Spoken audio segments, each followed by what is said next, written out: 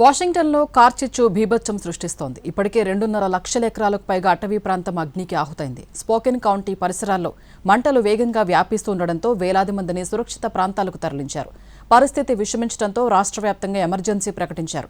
14 రాష్ట్రాలు, Australia fire fighters రెస్క్యూలో పాల్గొంటున్నా మంటల్ని అదుపు చేయలేకపోతున్నారు. అమెరికా వాషింగ్టన్ ప్రకృతి ప్రకోపానికి గురైంది. శివార్లోని స్పోకెన్ సిటీ, దాని పరిసర ప్రాంతాలను దావానలం వణికించి వేస్తోంది. చరిత్రలోనే ఊహించని రీతిలో సంభవించిన ఈ కార్చిచ్చు ప్రకోపానికి అనేక ఇళ్లు కాలి బూడిదయ్యాయి. నివాస ప్రాంతాలను అగ్నికీలలు వేగంగా చుట్టుముట్టడంతో వందలాది కుటుంబాలు సురక్షిత ప్రాంతాలకు పరుగులు తీశాయి. దట్టమైన నల్లటి పొగ కొన్ని కిలోమీటర్ల దూరం వరకు వ్యాపించింది. గాలిలో తేమ శాతం పడిపోవడం, తీవ్రమైన ఎండలు, గంటకు దాదాపు 60 కిలోమీటర్ల వేగంతో వీస్తున్న ఈదురుగాలులతో మంటలు అదుపులోకి రావడం లేదని అధికారులు చెబుతున్నారు. తీవ్రమైన కార్చిచ్చు వల్ల సుమారు 2.5 లక్షల ఎకరాలకు పైగా అటవీ ప్రాంతం అగ్నికి ఆహుతైంది.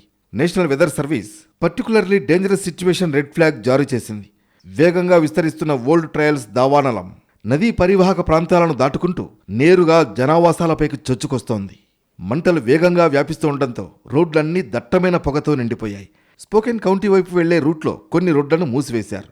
దీంతో అత్యవసర సేవల రవాణాకు తీవ్ర అంతరాయం ఏర్పడింది.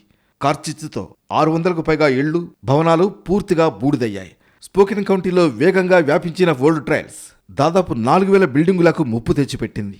పవర్ కట్ కారణంగా సుమారు 60,000 మందికి పైగా ప్రజలు చీకట్లోనే గడుపుతున్నారు. ఇంటర్నెట్ సేవలకు కూడా తీవ్ర అంతరాయం కలిగింది.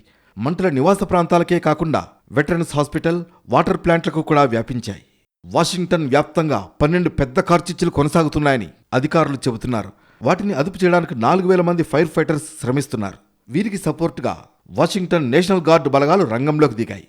అంతేకాకుండా అమెరికాలోని మరో 14 రాష్ట్రాలు, ఆస్ట్రేలియా నుంచి వచ్చిన స్పెషల్ ఫైర్ ఫైటర్స్ కూడా మంటలను ఆర్పేందుకు శ్రమిస్తున్నారు. రెడ్ క్రాస్ లాంటి సంస్థలు నిరాశ్రయులకు ఆహారం, మందులు అందిస్తున్నాయి. దట్టమైన పొగతో గాలి నాణ్యత పూర్తిగా క్షీణించింది. అత్యవసరమైతే తప్ప ప్రజలు ఇళ్ల నుంచి బయటకు రావద్దని అధికారులు హెచ్చరించారు.